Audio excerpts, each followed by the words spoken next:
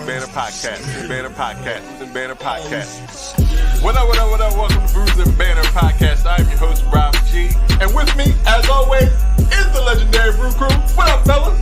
I got water, I got juice or whatever. He's like, y'all need twin legs? Matter of fact, I do. My question to everybody is, does Delaware have an actual culture? This is the podcast that we talk about beer, but we also talk about a lot of things that's happening in the world, politics, movies, anything really that comes to our mind while we're here sampling these brews. Grab a drink and pull up a chair.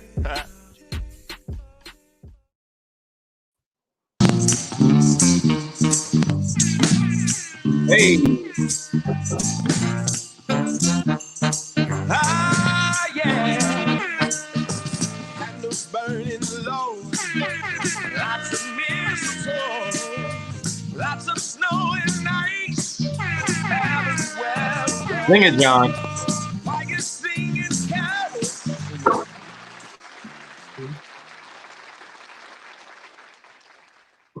Lots of What up? Santa Claus. Welcome to Brews and Banner Podcast, where the topic is the rockin' and the brew. Well, that be the fuel. And I'm your host, Rob G. And with me, as always, the legendary Brew Crew. What's going on, fellas? What is going on, everyone? No, man, I didn't know if I was supposed to sing or not. I heard it. That was nice. I think I was getting ready. What's that? He's been holding, the Rich is holding out. He's got a hidden talent. Yeah, He's not that was singer. good. Mr. Good. Santa Claus is See? singing all these bits. Yeah.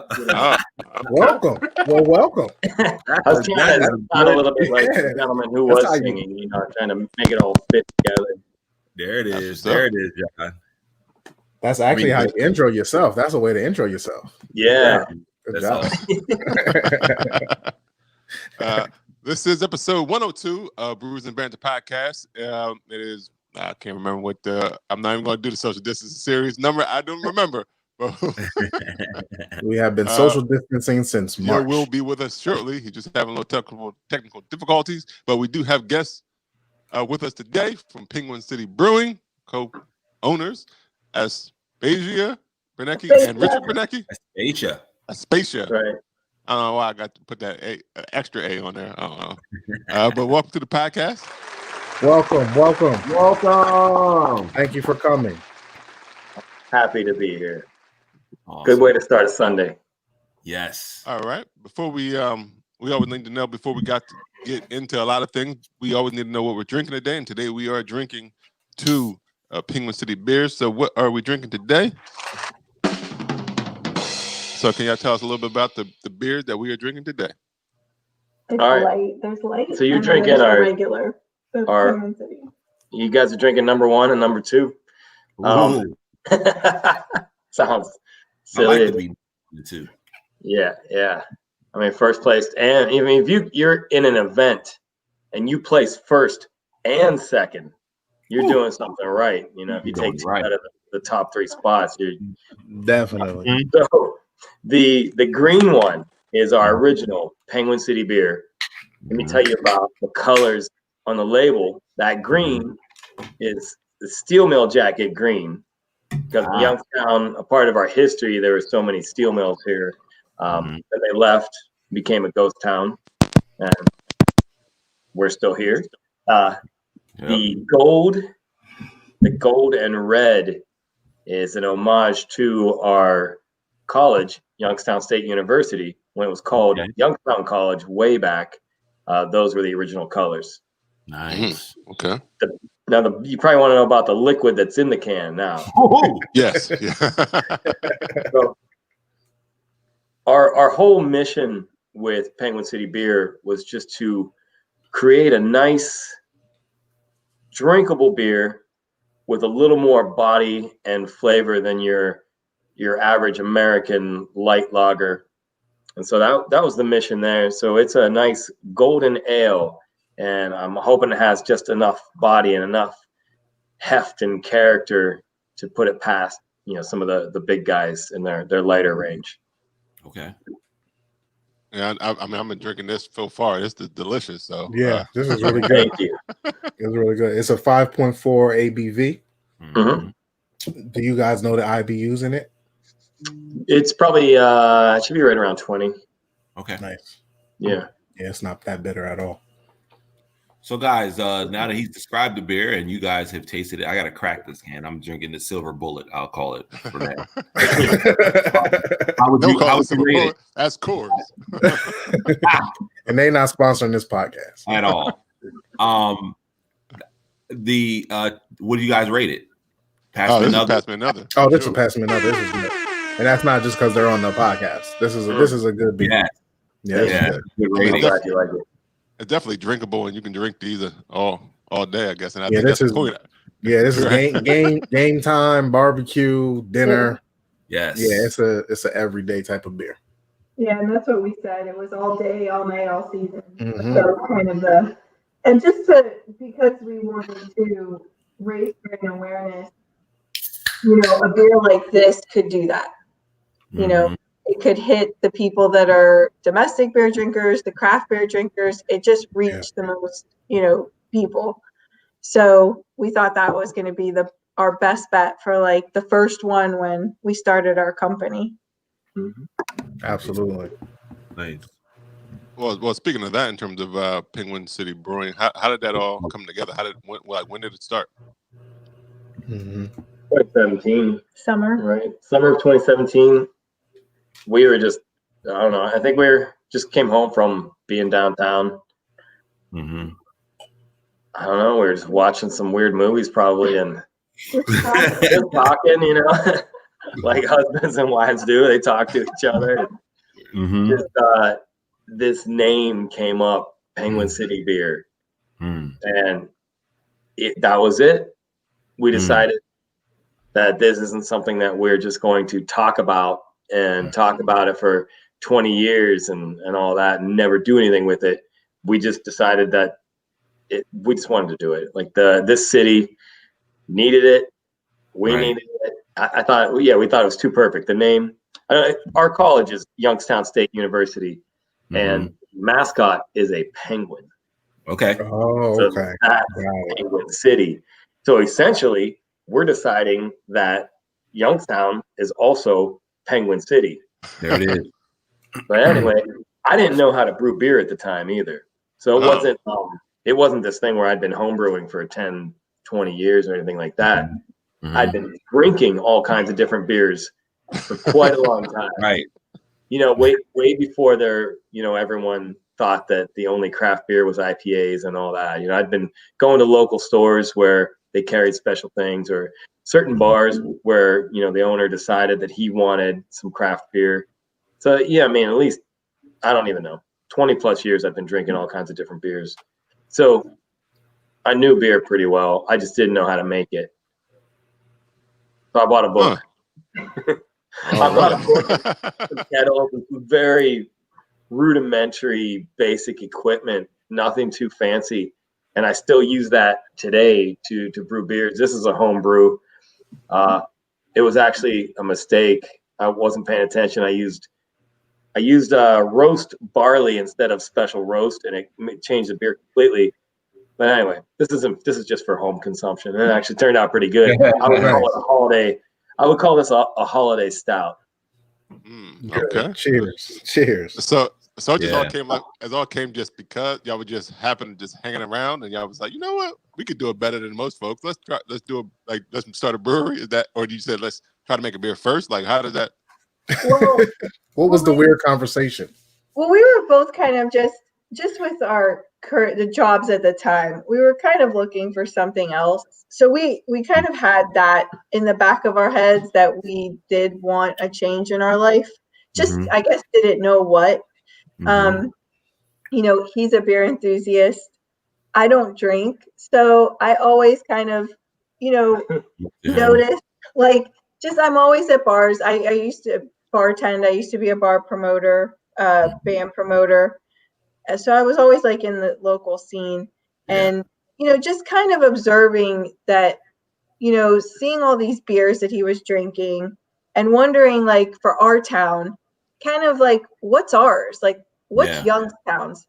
You see Cleveland has Great Lakes and Market Garden Platform, Rheingeist is Cincinnati. and Ohio has so many beers. Mm-hmm. And in their like towns, but what was Youngstown's? So I guess like that was in our head too when we were like just having this idea, like what would Youngstown's be, and what would it be called? And it was just kind of, we just started brainstorming and just spitballing ideas of just that image. Like Youngstown needs to make its mark because every other city in Ohio is like, how come we're not? And how come there's not that big one? That one that's going to make that impact. So we always, like, once that name happened, we knew that it had to be big and impactful, how we, pushed it out, how we released it, and then just started coming up with ideas. And then my cousin, who teaches marketing at the college, Youngstown State, we told him about it. We asked him, can we name a beer Penguin City since the mascot's a penguin? And he checked with the college and we were fine to do it. I mean, we actually are partners with YSU, which why we, are able to make those labels with our college logo on it. That Y is that's the official. That's the Youngstown State Y. Yeah. Okay. So It's crazy. We make a college beer, it's so it's pretty cool. So like for the whole year of 2017 and 18, my cousin and I just like, brainstormed ideas of how we wanted to roll this out marketing. And then he learned how to brew beer. So we were both so he was learning how to brew and coming up with ideas and recipes, and we were coming up with the whole branding concept, because what we learned with craft beer or just beer companies in general is what you put into beer has to put into marketing and branding. Like it's equal and it's just as important, and they both have to be strong when you roll it out.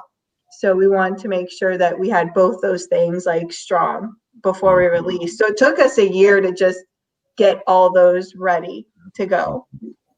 Awesome. So Rich, while you were learning how to brew beer, what was the first beer that you actually brewed? Oh, it was some kind of IPA with Chinook hops. It turned out okay. No, wait a minute. That was the first one I brewed on my own. Yeah. There's a local homebrew place called the Pump House. Greg Wormley, the owner, he's had it forever. Really great place. So I brewed two that with him. The first one brewed at his shop in the back room, and it was a clone of the Pilsner Urquell, or if you like to say Pilsner Urquell, however you like to say it.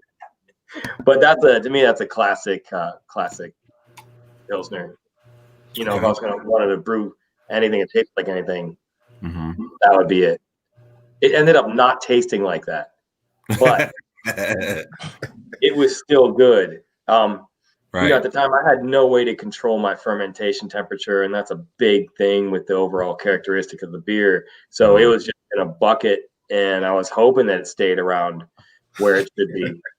And it didn't. There were a couple days that got a lot hotter, and I had no idea about the percent, like how much time has gone by, how much percentage of the fermentation has happened, what part of that would add more to the flavor characteristics afterwards. So, I mean, I had no clue. It was just, all right, there's yeast in a bucket and some wort, and here it goes. Let's see what happens. But it turned out good. Nothing like, Pilsner or Quell, but it was still good. Yeah. So how long after that first delve into the beer making did you come up with this? Oh man, probably not till it was July, about a year later. Okay. Because I brewed so many different versions of that. And I tested out. Were you always trying to get the first beer as a Pilsner? Oh, what was the question? Were you always trying to get your first beer to be a Pilsner after you started brewing? Yeah, I mean that was the idea. Probably, Pilsner lager, something in that family. And I feel like we got there. I mean, it's technically an ale because of the yeast that ferments it. Okay. Yeah. But I mean, you can lager any kind of beer.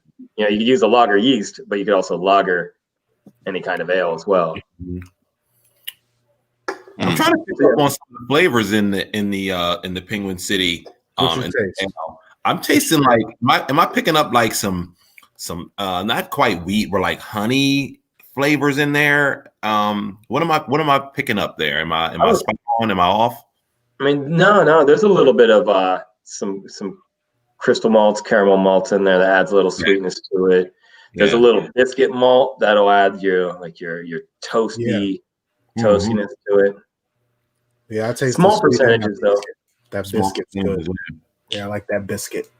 Yeah. Oh yeah, buttermilk biscuits. Yes. A relatively unknown Sir Mix-a-Lot song from Swass, right?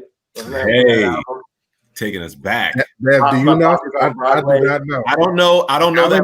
We talked about this a couple podcasts ago. I think we only know 2 Sir Mix-a-Lot songs. That's not one of them. I only know one. And before the big one, I Feel on Broadway and Baby Got Back. That's the only thing that I know. The Baby Got Back was after My Posse's on Broadway. I think that album was Swass. I'm pretty sure I was in high school at the time. But Buttermilk Biscuits was a ridiculous song on that album. He loves hip hop. And music in general. I was a big fan. And I was buying Slick Rick records when I was a kid. I was, Slick Rick and Dougie Fresh. Right. So I could probably rap both the show and Lottie Dottie, just he makes beer, he raps, he sings. He sings, exactly. Music in his veins. Music is what wakes him apart. Yeah. Well, we know you like hip hop because we see the background with Tupac. All kinds of stuff. When I moved in, I could change anything in this house except that. I was not allowed to. Not the shrine. You can paint the wall behind it and don't right. Don't touch the picture. I changed the whole house when we got married, except that. That's pretty much the only thing that stayed. Happy house, happy spouse. Right. Both much more familiar with the older school than those two guys. All kinds of like special ed, EPMD, and things like that. Slick Rick and Dougie Fresh. Yeah. I grew up on TV raps. 80s rap.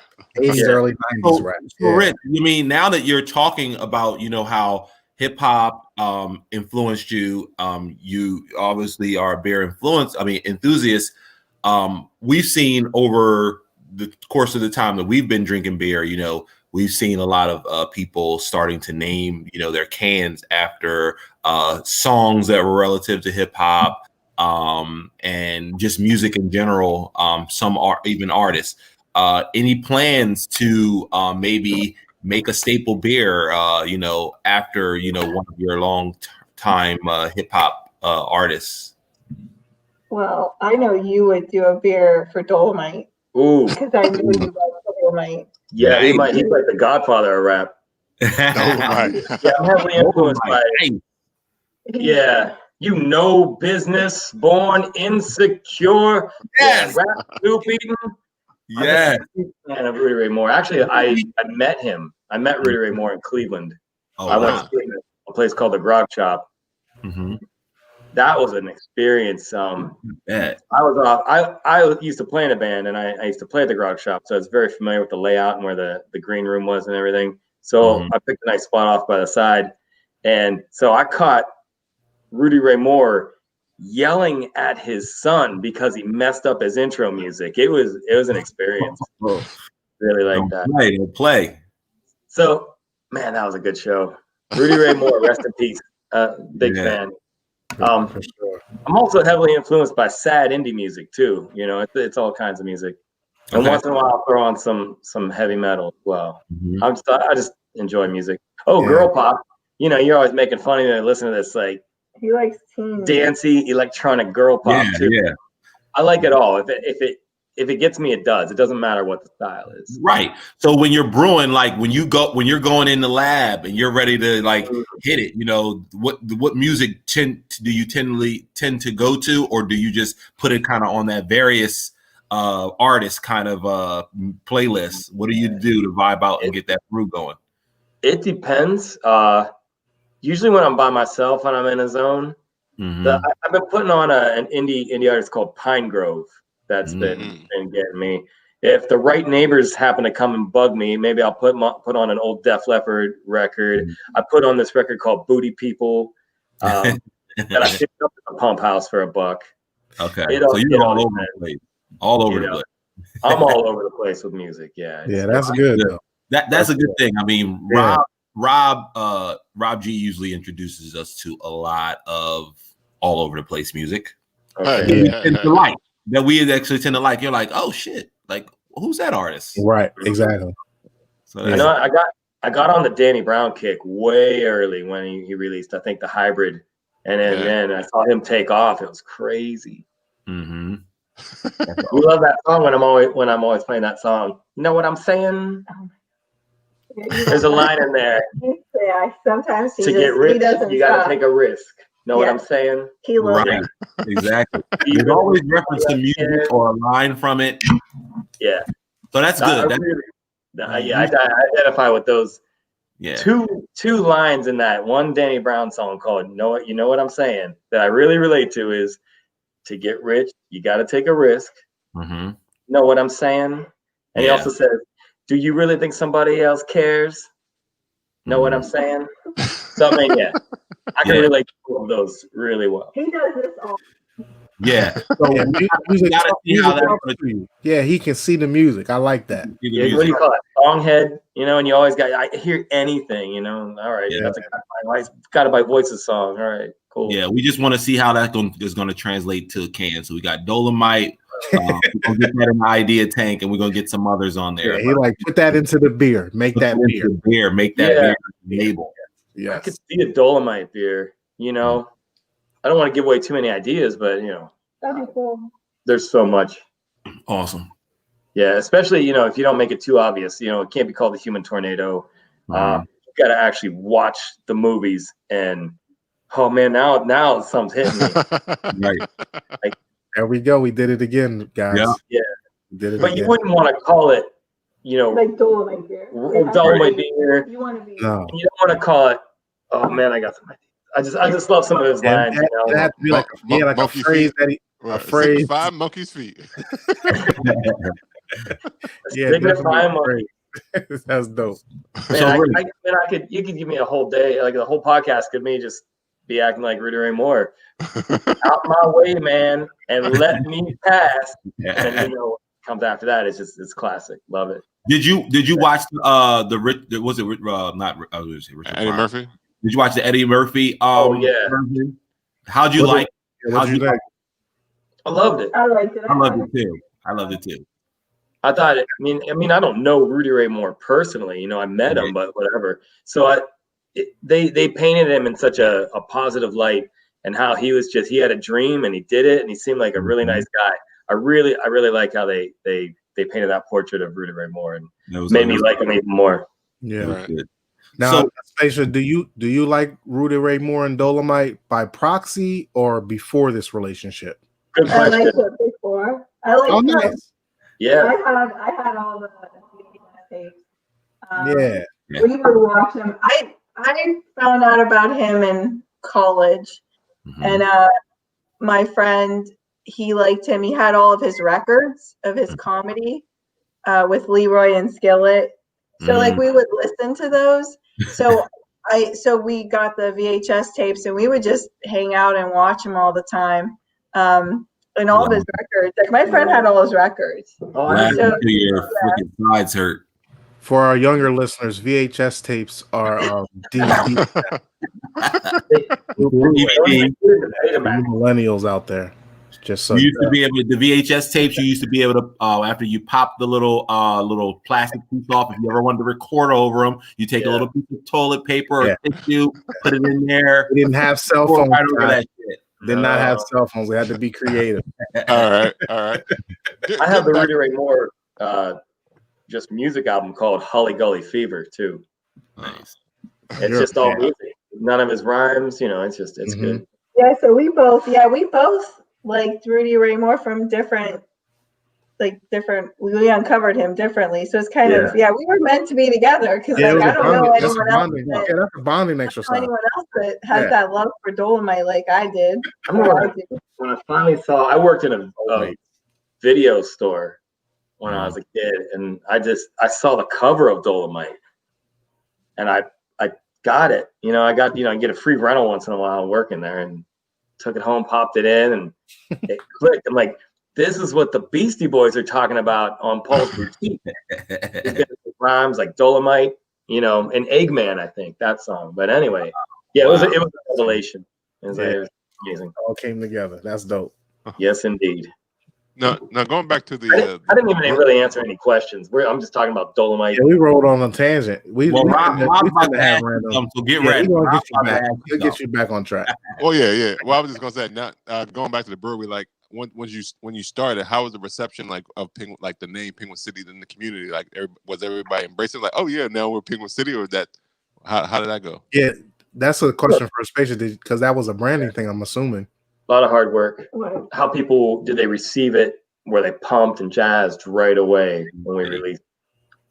I feel like as soon as it released, it took off.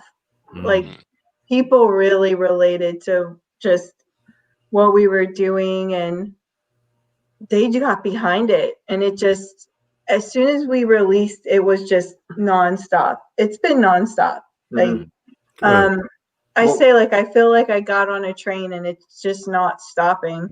And it's funny because when we first brewed, like a lot of people told us, you're going to sit on this. We did 15 barrels, I think was our first batch. Oh, yeah. And they're like, it's going to take you 6 months to sell it. And we sold it in 2 weeks. Yeah. Oh, that's good. You had some naysayers. You proved them wrong. Hopefully they came back and shook your hand. Whoa, yeah. Sometimes. Well, honestly though, I kind of want to thank all those people that did that, because we did have, I mean, you're always going to have negativity. You're always, there's always going to be people that are saying something but those people, honestly, they lit that fire that I really had to prove them wrong. It was like this, nope, I'm going to show you that we have something good, and I'm going to just keep going. And that year it was like that. It was like that kind of like in the back of my head, like motivation. So I do thank all those people that said all that stuff to me. I really do. They may be like, oh man, but it helped me. It fired you. It fired me up. I got fired. Plus I'm a woman and in the beer industry, and it is predominantly male. So, to hear another male tell you can't do it just made me like, nope, I'm going to show you. Yeah. Yep. Good for you. I'm interested. Go ahead. Is Youngstown, Ohio now Penguin City? We're hoping so. I mean, that's our goal. Yeah. The college is a big part of the city. Yeah. So, I mean, it makes sense. I mean, I can't say that it is Penguin City yet, but it is our goal to make it Penguin City. And I'll go ahead and say it. Youngstown, Ohio is Penguin City. I mean, Pittsburgh. Yeah, that was the Iron City. Yeah. Iron City beer would like to think so, right? So, Well, does Youngstown have a nickname or anything? Murder City, probably. Oh shit. Oh boy. I don't know. Our city, we probably 1 and 2. There was a lot of crime. Unfortunately. A lot of crime and corruption. I mean, outside of Youngstown, people see it and they see those things that happened. We're what, number one? We were number one murder. Per capita at least. We're usually up there. We're the poorest. We were the poorest city. We were in the top 10. Yeah, I believe. And then just like a lot of corruption, a lot of mob influence back then. The steel mills closed. It was like the town just got hit with throughout time, like just all these things. And that's why we put the slogan, tough times don't last, tough cities do. because we're here, and you get hit with something and you got to get back up and you got to fight. That's it. Like we're constantly fighting, and there's a lot of people in our downtown area that, we've come together and say, you know what, we need to show our town in a positive light, and we're going to get up and fight. So anytime we hear something negative, we like attack that and just like, no, we have to keep pushing with what our mission is, revitalizing our town, letting these people see, no, it's not that town that, we're poor and we're this and it's so bad. Like, no, it's good. There's people that are here working really hard. It's a cool city. Well, I think I'm similar to interested other in small. Oh, who's going? Oh no, I was just interested in knowing, you guys obviously have a lot of connection to Youngstown. You guys mentioned college. Are you guys transplants to Youngstown, or were you born and raised? What's your connection just even to Youngstown? We were both born and raised. Awesome. I'm a graduate of YSU. Okay.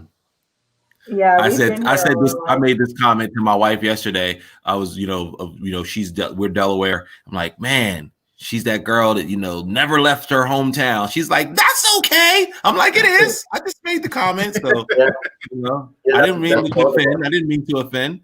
So you guys are both there. The other thing I think that resonated, as you mentioned, your people received it well. You guys, as you explained the can, Rich, you put a lot into the can that really represented the town.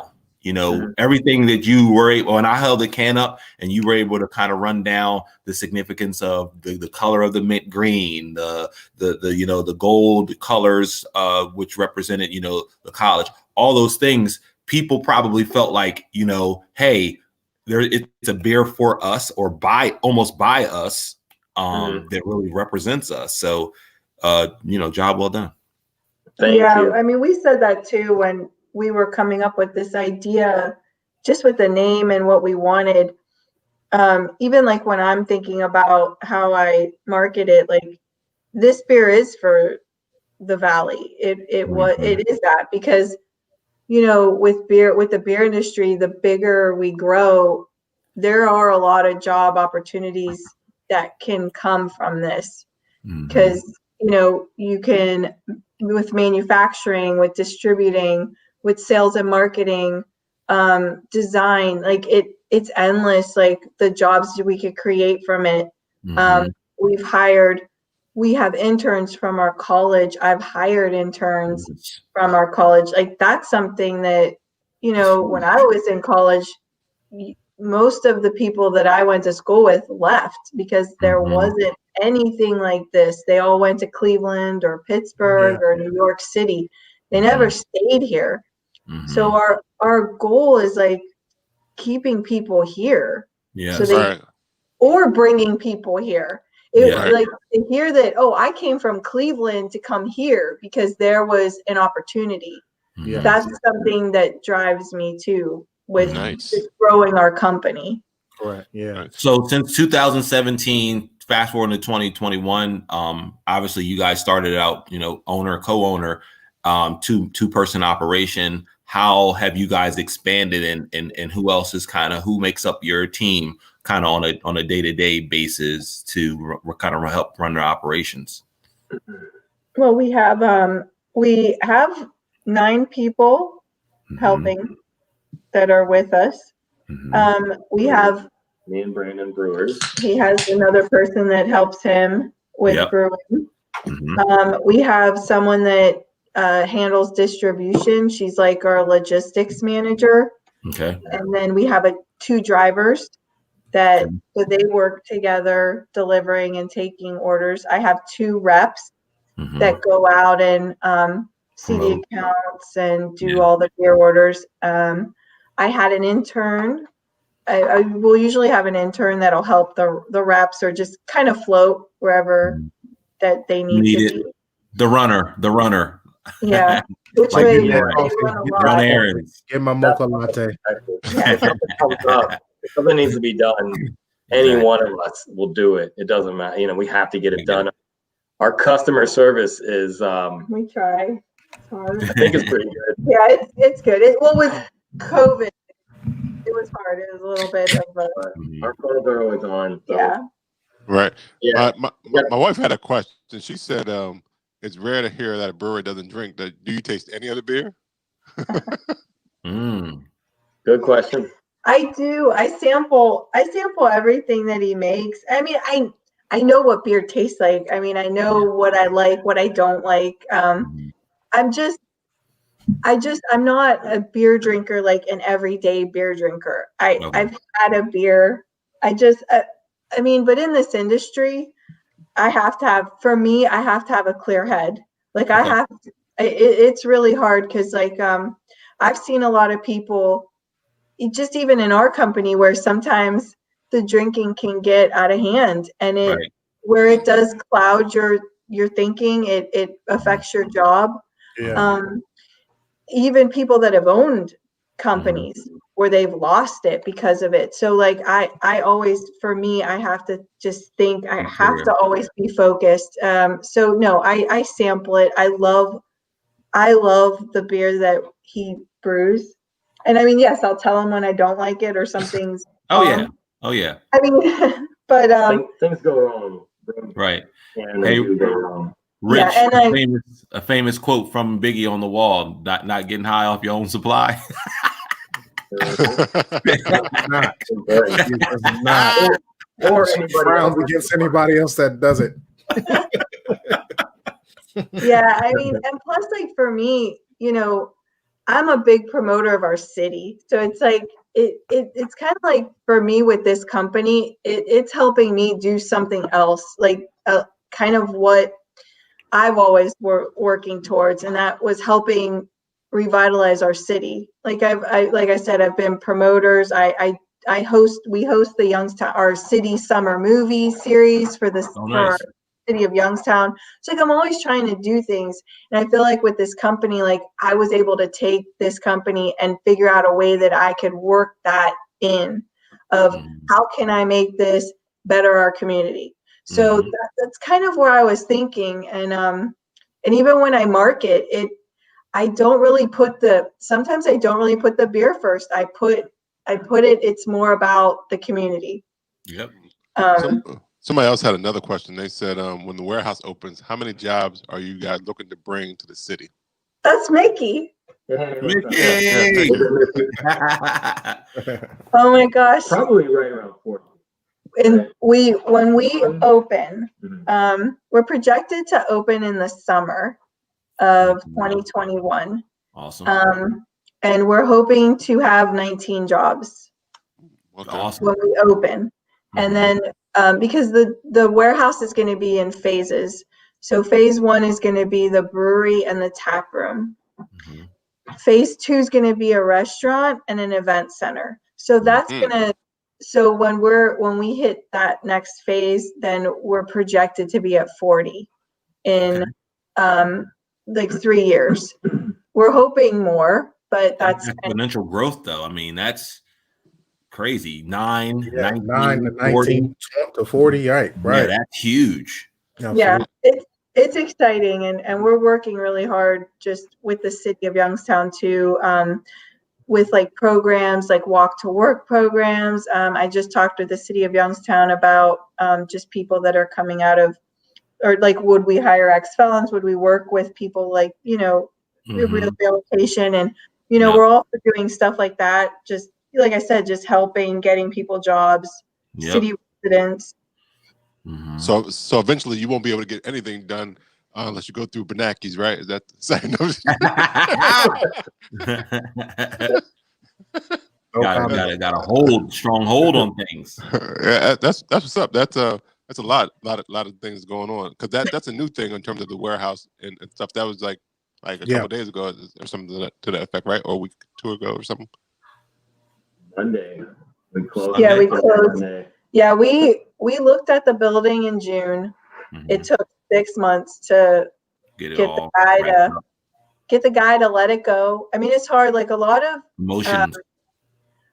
people downtown own buildings. They don't live here, and they sit on these buildings and warehouses, and it really inhibits that growth. And so we fought was a battle to get this guy to, let it go. He wanted a lot. What was it used for before? Did you guys know the history of the building? How was it used prior? Steel fabricating. Steel fabricating. Okay. Yeah, I think in the warehouse it was steel. That they made steel for the mills that were like there. Mm-hmm. Gotcha. We don't have a tap room, so that's gonna be huge. Yeah, having a tap room now. Having some place where people can come and meet and try different beers and out with us, and we can actually sell at retail prices. Where be good. And I'll have a pilot system too, a small system where I can brew all kinds of experimental beers and just sell them right in the tap room.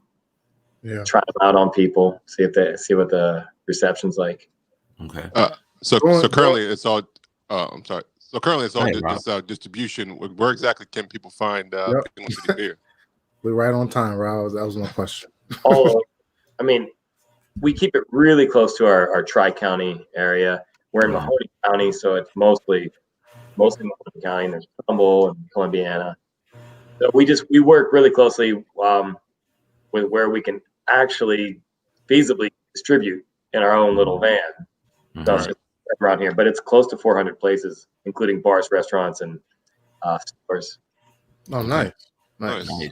So, but y'all be it'd be perfect timing once because COVID would be over by the time the tap room opens. Oh, I hope so, because there's a lot going into this building. I'm crossing my tongue too. Our future, really, our livelihood depends on. Yeah, and that's why we did this now too, because we know that COVID, honestly, until there's a vaccine, they're going to lift restrictions when the vaccine's distributed enough, and that's probably not going to be till summer. So this was a good time for us to do it while we do have this kind of downtime. It's weird. It goes up and down. Our sales depend on whatever our governor says. If our governor puts the fear in people, our sales go down. If they tell us that, everything's okay, our sales go up. It's been like that since this whole thing started, and we just kind of ride this crazy wave since March. Mm-hmm. Yeah. Mm-hmm. So what is the process of the warehouse going from a steel factory to a brewery tap room situation? So some of the main things, we'll do a giant clean out first, or actually, clean up, and there's nothing in it, so we don't have to really clean it out, but just clean it up, paint it. We want to keep that warehouse aesthetic, so we're not going to. There's not a lot of brick in there, right? Bricks, mostly steel, and okay. It's a steel. It was a steel warehouse. It should be made a lot, Yeah, there's no insulation. Ceilings are like 50 feet high. So we're gonna insulate it, paint it, insulate it. We're gonna have to get some trench drains. Okay. So they'll just have to route all that concrete out, put some drains in it. Some ventilation. That's just to get it for the tank. To get it started. Yeah. Yeah. Then of course we'll have to build the bar, some cold rooms, cold storage. Yep. For the tap system. We're gonna have some serving tanks where we can serve directly from some big tanks. Right. How much square footage are you talking? 30. Yeah, the building totals around 32,000 square feet. Nice. It's huge. We could probably make do with 5,000 square feet, really. Wow. But we are going to make full use of every. Damn right. Absolutely. Absolutely. That's a lot if you only need 5,000. Go ahead. Yeah. The more space you have, when you have it open, we don't have to break down any walls or anything. And just from seeing how we do things now, that open space is so important that you can easily move a forklift around and lift of pounds of things to the forklift instead of individually moving 160-pound kegs. It'll save so much time. Back won't hurt as much. Yeah. So the open concept. Perfect. It seems like you're looking forward to it. I'm looking forward to it. I'm so tired these days. Yeah, we're I mean, exhausted. just the way we have to do it now, it's not even just physical, it's everything. It's mentally and emotionally exhausting when you know you've got stuff to do and you don't know how you're going to get it done. Mm-hmm. But yeah, that's basically phase one of the. So we sampled. You called them beer 1 and 2 of Penguin City. What is your lineup look like? And is that what's your kind of lineup of beers that folks can try? Taste tests, or is there more coming down the line other than 1 and 2? But before you even start, while we're here, why don't we even just talk about number 2? Number 2. Talk about the light. Good point. And then you can go on into the other ones you got going on. Yeah, I'll talk about that. That's I just want to make a decent light beer. You know, a lot of people want to drink a beer and they want to drink more than one, maybe 6. You know, so it's lighter in color. It's a little lighter, like the body, a little thinner, and less alcohol, less calories. But I wanted to have some flavor, so added a little bit of a flavorful malt in it, but a very small percentage.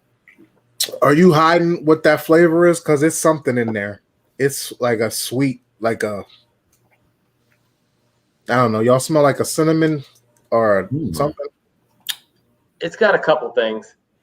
I will tell you the first batch is a little different. I decided you guys are tasting probably batch 3 or probably about 4.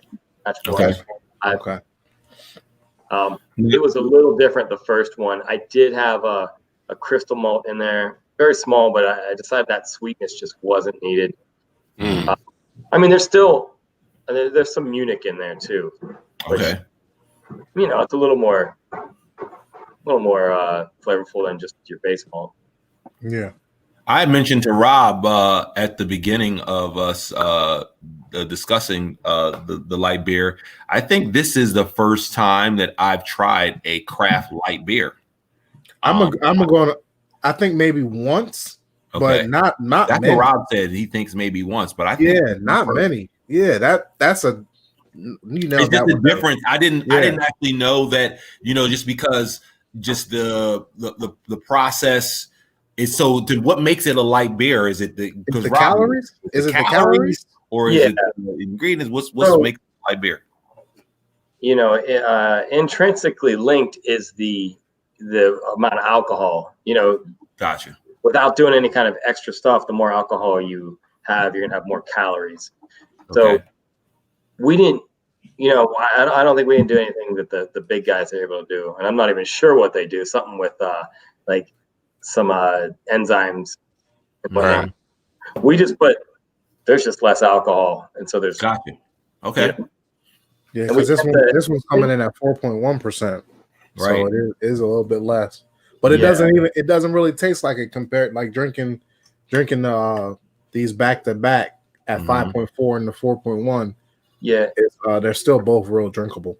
It's a different malt bill. I use different hops in both. Okay. And I think and another like for the TTB, when they talk about a light beer, like what categorizes a light beer, there is like your flagship. It has to be a certain percentage, like under your flagship. Yeah, maybe 30% or 20%. I can't remember. But yeah, the ABV has to be a certain percentage. To be considered a light. For ours, like our calories are they're around 100.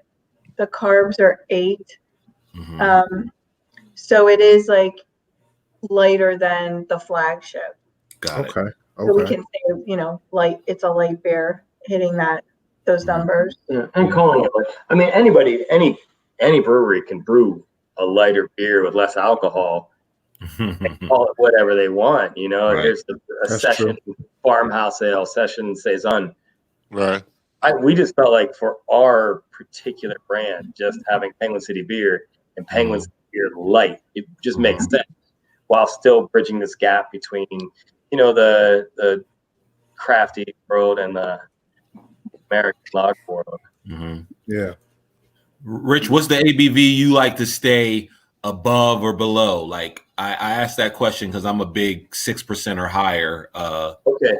enthusiast. When I guess I'll speak as a drinker. Yes. I like to drink a lot. I don't drink a lot. I'm a Sunday, Wednesday, Thursday drinker. Okay. I mean, Those days are crazy. They are. I'm by myself and like there's no one to say, what are you doing? I mean, I could sit with a pile of beer, a nice beer pyramid, and knock them down. But so I like to stay between 4 and 6.5. Like I like that range. That seems to fit. Work well with your with everything else you got going on in the day. Yeah, having to work every day. Work life, drink life balance. Drink life. Right. So you like 6 and above. What are some of the things in beers that are 6 and above that you like? I'm a huge IPA, hazy IPA drinker. So typically a lot of those usually hover in the 6-7 range. And to go full throttle, usually it's a stout that puts me at like 9 to 14 range that I'm drinking. And I would say I'm fairly still new to the stout world. Rob and I started going to Beer Fest.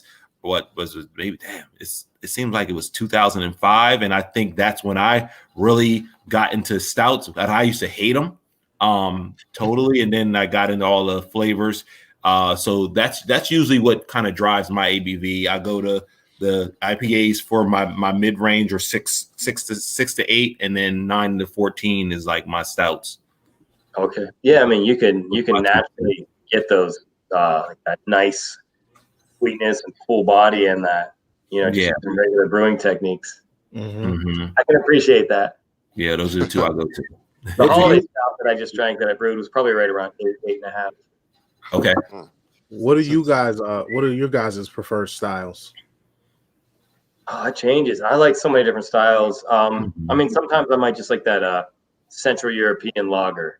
Just it's the way the water tastes and everything, and it's a relatively light. Right around 5.5%. I know you get that old world flavor. I feel in some of those. A lot of the Polish beers like Żywiec and Okocim and Łomża and Perła. Those are some. Okay, cool. What about those smoke beers? We had a smoke beer on here. Are you a fan? If it has to be very, very light in the smoke. I don't normally like it. Was it a Rausch beer or something like that? Rausch beer. Sheesh, that shit was like licorice. Ugh. It tastes like a barbecue. I generally am not a fan of the smoke beers. I mean, it would have to be really, really light and subtle. I mean, that's some of the thing I feel like I've tasted some beers where they highlight a particular flavor so much that they just go overboard, and it might taste like Pine Sol or something. Yeah.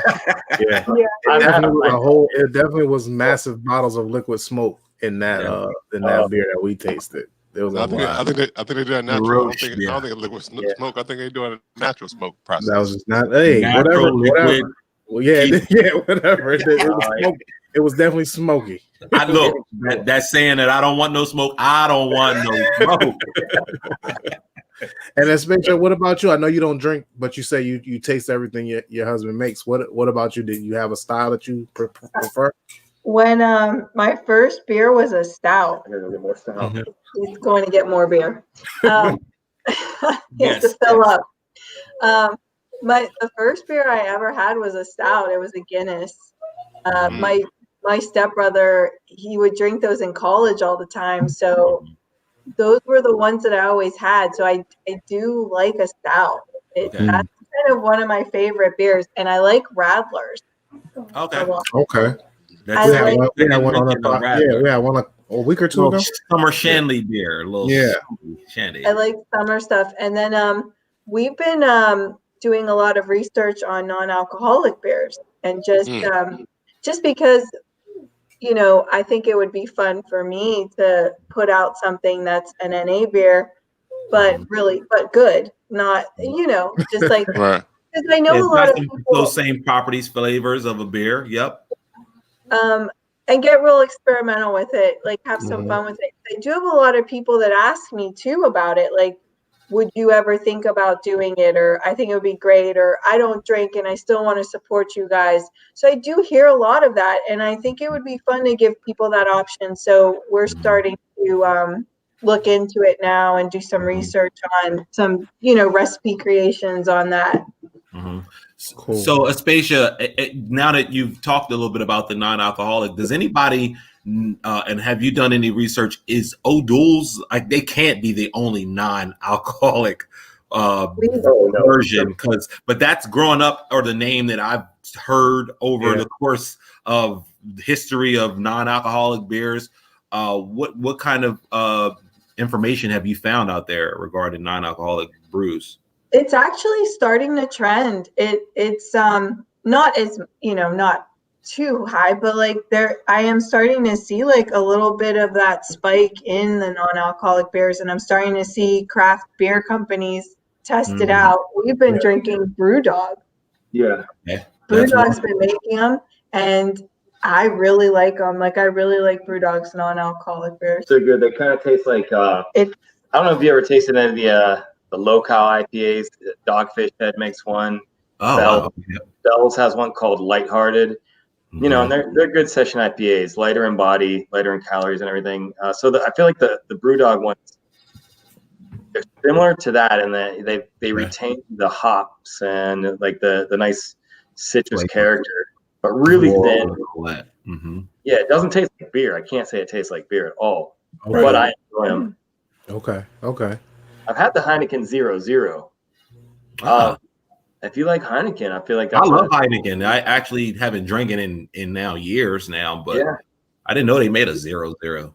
Yeah, 0.0. So a non-alcoholic, to be considered that, it has to be less than 0.5% alcohol.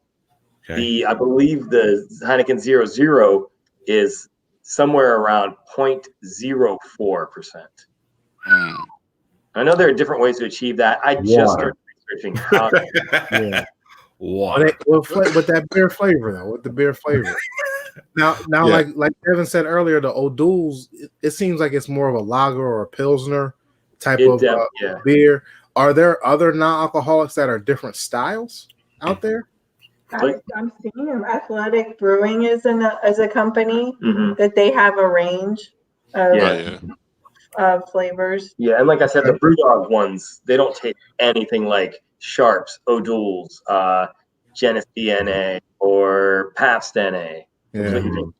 Now, do non-alcoholic beers try to go in the vein of like vegan food, like tofu chicken nuggets, but it's tofu? Like, is that the makeup or the? Yeah, like we want this to taste like an IPA, but it's non-alcoholic IPA, or we want it to taste like a stout. Yeah, I think some people go, they're going for that because they want somebody to be able to have a flavorful beer, a hoppy flavorful beer without the alcohol. Yeah. I mean, that's not my life. I would be staggered. Maybe I would have done, instead of drinking 10 Southern Tier 2Xs, I could have done 3 and then had 7 NAs that tasted good. Right. Those would have had much better night. Yeah, I think that's how non-alcoholic beer should go, where you drink some of your alcoholics and then wind the night down with the non-alcoholics because they actually taste good and it's a beer. It should become a beer. Yeah. I mean, you'll never. I don't think you'll ever get the flavor. I mean, I think it's just not going to happen. No. Right. But people like to be social when they're out, and and I hear that too a lot, where people say, "Well, our beers are all what's the high 7%." This is the highest one, the winter warmer. So our beers are like 4 to 7. So a lot of people tell us that they appreciate that we're kind of in that mid range, because I do hear a lot where people are like, I want to go out, but I can't. I hate when I have one beer and I'm done for the night. Blast. 2 beers. Featherweight.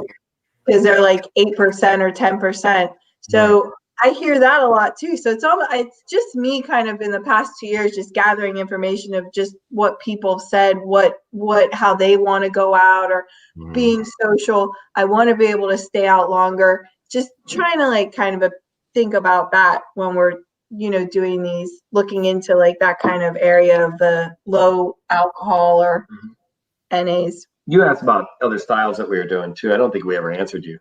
Right. It's okay. We getting there. We're getting there. Over it. They come right back around. It's a circle. Yeah.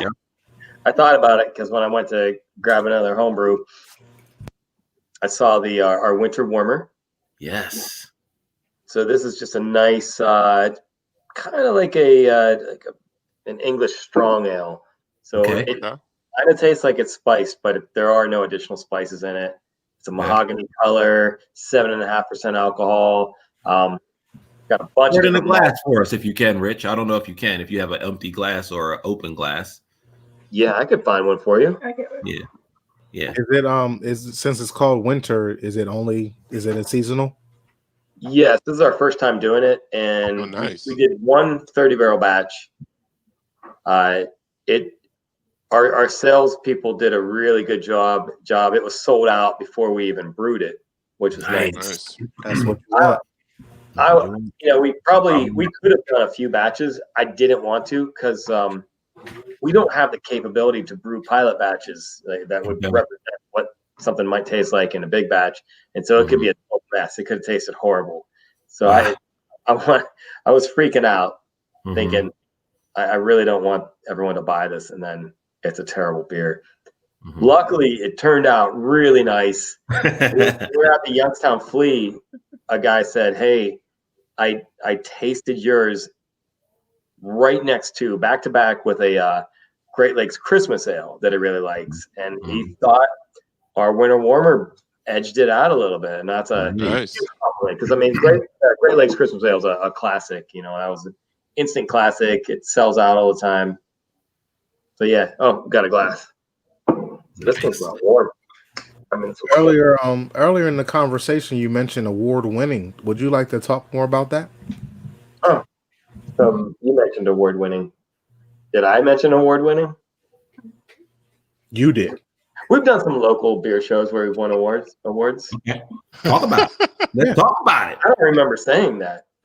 You did. I feel like you did. We don't have to discuss it at all. We can change the subject right away. I mean, we've won a lot of a couple like People's Choice, or there have been some tastes that we've won. I think we won like 4 People's Choice beers at events. Some like best overall with our flagship. There's the winter warmer. Yeah, here's the color. Oh, nice. Yeah, that's nice. Yeah, that's nice. I must say I do like the merch. I see that. I was about to say that. Blast. Yeah, the blast, the hat. Yeah. Come on, Aspasia, stop holding out. How? Let's talk about the merch. Let's talk about kind of how you guys are your marketing side of things. This is nice. So my wife did say the beers were first and second place. Thank you, Erica. Thank you, Erica. That was me saying that. I wasn't even. That was just saying it's beer number 1 and number 2, and Okay. Disregard all that. We don't edit. Live, right? Is it live? Are we live? Yeah, we are live. We're live. Right. He's going to change. I'm a little reserved because his answers are going to change now. So, Aspasia, you're wearing the Penguin City shirt. You're wearing this the Scully or hat, and you have the glassware that you just poured that winter ale in. What other merch do you have going on, and how can folks find it? We have winter hats, baseball caps, T-shirts. We decided to work with another local company that started. It's these 2 girls. They started a company called the Back Rack.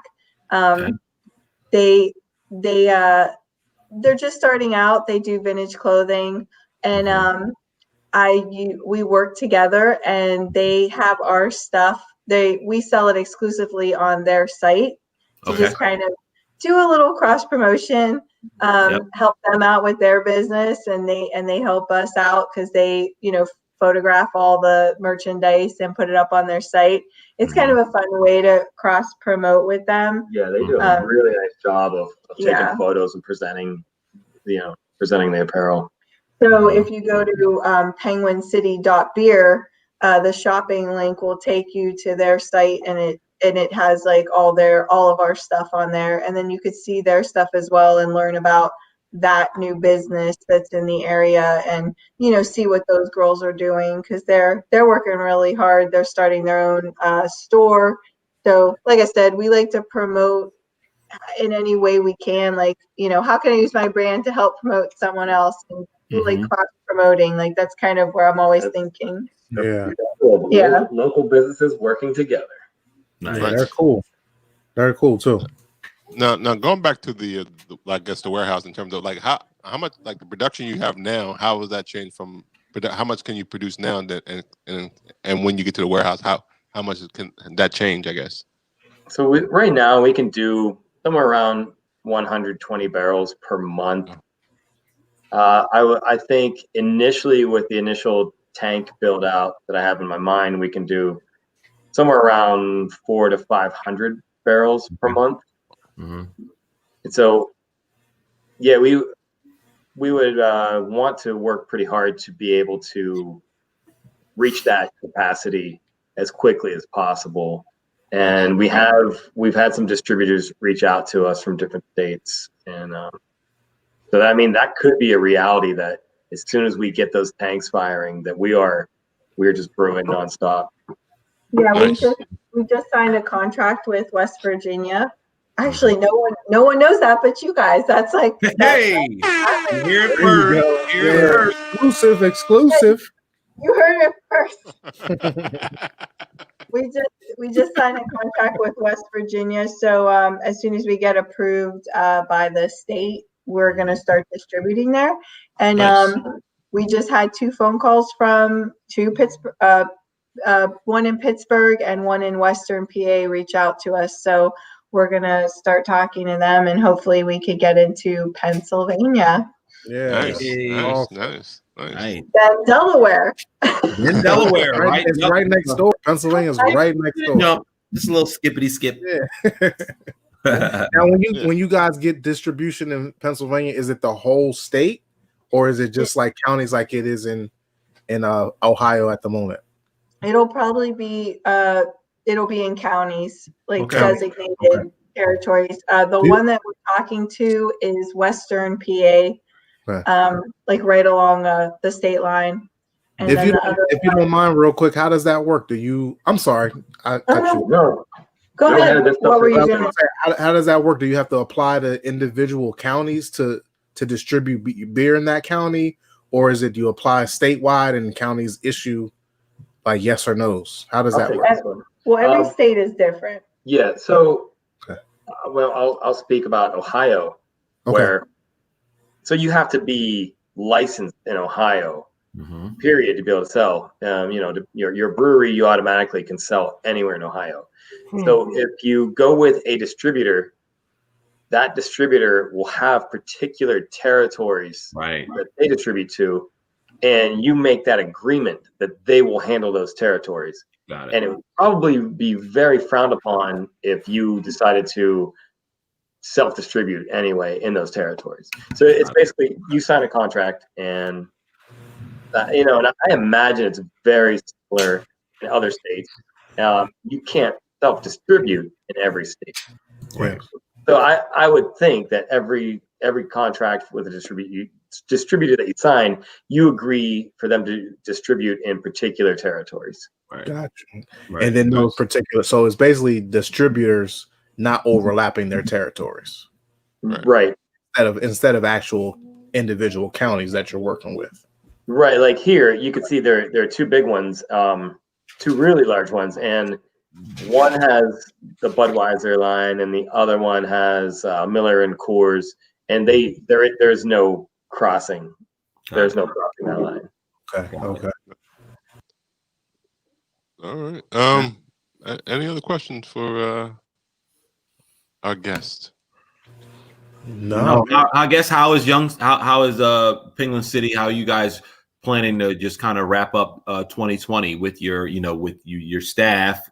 Obviously, under the current restrictions, I don't know what it's like in Ohio compared to Delaware. What's the end of how is Penguin City's year end ending?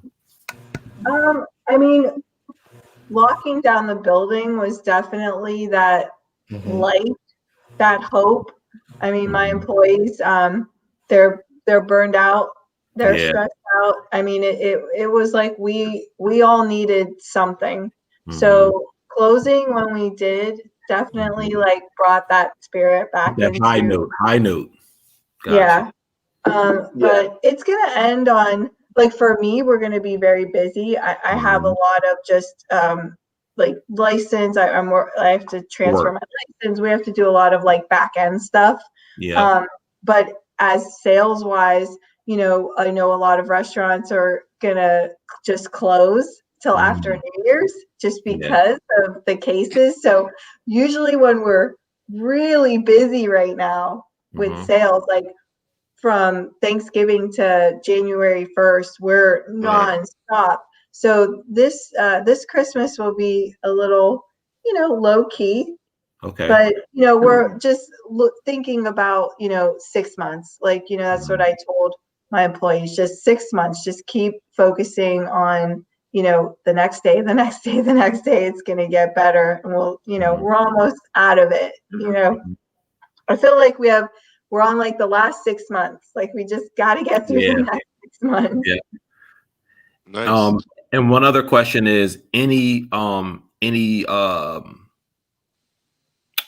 special can releases that are happening in between now and the next 6 months or first half of 2021 that you guys are brewing up or thinking in your head? Give me the stout. I think we want to release the stout as a year round. Okay. Nice. Yeah. And that's going to be First quarter, or very good. Probably first quarter. Very So good. we also have a pale ale that we released. So our strategy is kind of the Penguin City Light, a pale ale, that is on the cusp of an IPA style wise, but not quite. Okay. And a stout. I haven't determined exactly what kind of stout it'll be, but I mean, I'm leaning towards somewhere around the dry Irish stout style, but maybe a little more sweetness to it. Okay. Very interesting. And that brings it to that lower ABV, right? That's that Irish stout, a little lower ABV. Yeah, it'll be a lower ABV. Good. Nice. Well, we do a actual brew drop, which is our version of can releases for our guests, and just kind of to tie that in, we'd love to have you guys back or on again once you guys are ready to talk about these new can releases. We'll definitely love to talk about that sounds good. This podcast is fun, so I'll come on anytime. Great. We're definitely gonna jump probably into some more hip hop bag, but it'll be a shorter segment. The brew drop is a shorter segment. It's about a 50-minute clip. Well, now Rich got to sing us out. No, I'm just joking. Oh yeah, I was thinking about that. I was like, I need a Christmas song. I'll sing you out. You gotta sing us out. I'm just joking. If you pick a holiday song, Rich, I'll back you. I'm a singer too, so. Oh, nice. Holiday song. What kind of holiday song? I heard. Rob, tell him, Rob. Don't let it go by. Don't let the moment pass, Rob. Let him know you a singer too. Oh no, I let that pass. That was just third grade. But before we get into singing, we always like to know how people can find our guests on the on IG or if they're in Youngstown, how can they find Penguin City Brewing? Penguin City Beer. Yeah, Penguin City Beer. PenguinCity.beer is the website. If you go to Instagram or Facebook, it's just Penguin City Beer. Got it. Awesome. I have a question. I'm going to answer it first, but I'm just curious. favorite drinking songs. I'll tell you what mine are. Okay. All right. Got Loretta Lynn, Don't Come Home a Drinkin'. Mm. And then the rest of it is With Lovin' on Your Mind. You know, stay Okay. out there. Okay. Another one is the most ridiculous drinking song I've ever heard in my life. Danny Brown's Bruiser Brigade. If you haven't heard it, check it out. It's one of the wildest drinking songs I've ever heard in my life. Well, in the moment, as you asked the question and answered, gave yours. I think for me, if I'm like, in a club and I'm like I call it two-fisting. Everybody knows that term. The song that comes to my mind is Drinking My Two-Step. I got my drink in my two-step. I drink in my two-step. I drink in my two-step. It's on. That's what comes to mind. What comes to mind for me is shots. Hey. Wow. And One Beer by MF Doom. That's like my favorite beer song. One Beer from MF Doom. So I don't know that song. I know his mask, but I don't know that song. I got to check it out. Yeah. Any come to mind for you, Lil? I got 5 on it. Oh! I drink a song. I wasn't really a drinker until this podcast began. Oh man. There we go. Yeah, maybe this will be there'll be a Splinter podcast. More of a cautionary tale. If you're not drinking, don't join a drinking podcast. Kendrick will write that one. Yeah, pretty sure. Swimming pools. All right. Well, I want to thank Aspasia and Rich for coming on Yes, today. thank you guys. Appreciate you guys. Yeah. Keep doing great things. Yeah. What did you say? This is our first podcast. Hey! Nice. And you're here with us. Thank you so much. Well, just I'm sure after this, then you'll probably get a couple more requests. Yeah. We've I heard. mean, the hosts are very important. So I don't think it's up to you guys. Appreciate you. Make sure you tell them that. Yes. Deb, where can they find you? You can find Devin Aaron the Great on Instagram at Devin Aaron _the_great. Lou? For all your beer needs, Lou Belgium. I'm on them Instagrams. Merry Christmas, everyone. Happy holidays. Happy Kwanzaa. All of that. Shout out to 302 Yoda. He had technical difficulty, so he didn't make it in. Man. But you can find him on 302 Yoda and download the podcast. Right. Yeah, download that podcast. Delaware on Grind. Yeah, and you can find Brews and Banter at Brews and Banter Podcast on Instagram, Facebook, and Twitter. You can listen to us on Apple Podcasts, Google Podcasts. Anywhere you listen to podcasts, you can even say, Alexa, play Brews and Banter Podcast because we are on Amazon Music. If you want to follow me, you can stay at Rob Stay Bruising on IG. Yay! That was awesome, man. We give him shit about that all the time, guys. You nailed it. Thank you. This has been episode 102 of Brews and Banter Podcast. Until next time. Have a good week, everyone. I forgot to say. Yeah. Tell them. Let them know. Feliz Navidad. Happy New Year. Christmas. Happy New Year. This Merry is Christmas. This is our last episode of the year. Devin, are you going to sing that one? Yeah. Devin, you singing Feliz Navidad? Feliz Navidad.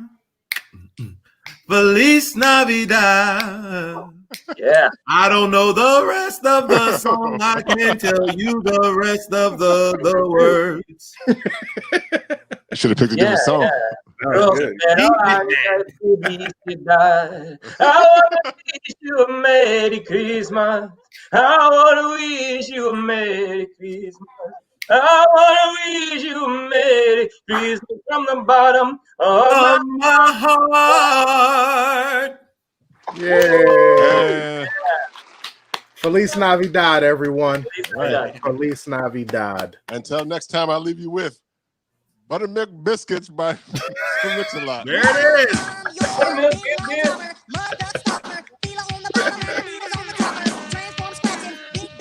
Yes. I've never heard this song ever. Never, not one time. Not once.